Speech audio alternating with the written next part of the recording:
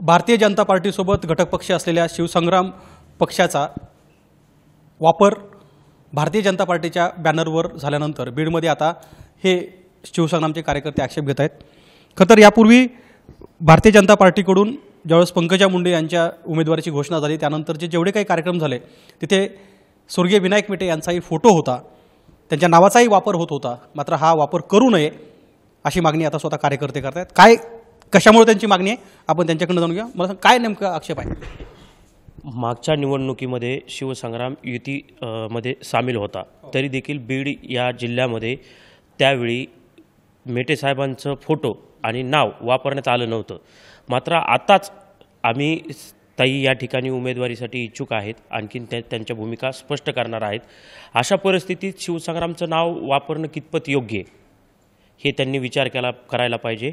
आमच्या वरिष्ठांनी काल पत्रकाद्वारे त्यांना अशी मागणी केलेली की आमचा साहेबांचा स्वर्गीय विनायकरावजी मेटे साहेबांचा फोटो आणि नाव हे त्यांनी त्या बॅनरवरती वापरू नये। पण या मधल्या काळात काय झालं? 5 वर्षात वापरलं गेलं होतं, 2019 नंतरच्या काळामध्ये वापरलं होतं त्यांनी। त्यावेळेस आक्षेप होता, त्यावेळेस आम्ही युतीमध्येच होतो ना, त्यामुळे आता नाही। बरं, पण हे व्यापक दृष्टीने कसं बघता? कारण आम्ही बघितले कालपर्यंत अगदी राज्य पातळीवरची भाजपसुद्धा शिवसंग्रामला सोबत घ्यायची, बरोबर आहे ना? बरोबर आहे। राज्य पातळीवरच्या भाजपनेही शिवसंग्रामचा घटक पक्ष म्हणून फोटो वापरत होते, परंतु बीड जिल्ह्यातील लोकांचा ज्योतिताई मेटेंनी ही लोकसभा लढवावी असा जो रेटा आणि मागणी आली त्याच्यानंतर ज्योतिताईंनी महाविकास आघाडीकडून उमेदवारीची मागणी केली। तेव्हापासून भाजपने आमचा फोटो आणि शिवसंग्रामचा घटक पक्ष म्हणून उल्लेख राज्य पातळीवरती टाळला, परंतु हेतुपुरस्परपणे बीडच्या भाजपच्या उमेदवारांनी हा लोकांमध्ये संभ्रम निर्माण करण्यासाठी खोडसाळपणाने हा उल्लेख केला, याला आमचा ॲक्सेप्ट आहे। पण तुम्ही जाहीर असं काय हे केलंय, प्रसिद्धी दिली अथवा तुम्ही मागणी काय करता नेमकी? नाही, आमची मागणी काहीच नाही। तुमची गरज नसेल तेव्हा तुम्ही आमचा फोटो टाळणार, नाव टाळणार।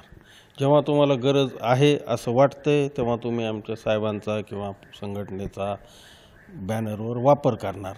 म्हणजे हा जो राजकीय स्वार्थ आहे ना, आमचा विरोध ह्या स्वार्थाला आहे। पण आपल्या राजकीय भूमिकेमुळे असं होतं असं वाटतं तुम्हाला काही वेळ? त्या बाबतीत आम्हाला असं म्हणायचं की आम्हाला खासदारकी लढायची, जनतेतून मागणी आली, बरोबर आहे। त्याप्रमाणे आम्हाला युतीची उमेदवारी आधीच जाहीर झाली होती, त्यामुळे आम्ही भाजपाकडे तिकीट मागू शकत नव्हतो। त्यामुळं आम्हाला जो प्रतिस्पर्धी इथं पक्ष आहे आदरणीय शरदचंद्र पवार यांचा राष्ट्रवादी काँग्रेस, त्याच्याकडे आम्ही उमेदवारीची मागणी केली, रीतसर मागणी केली।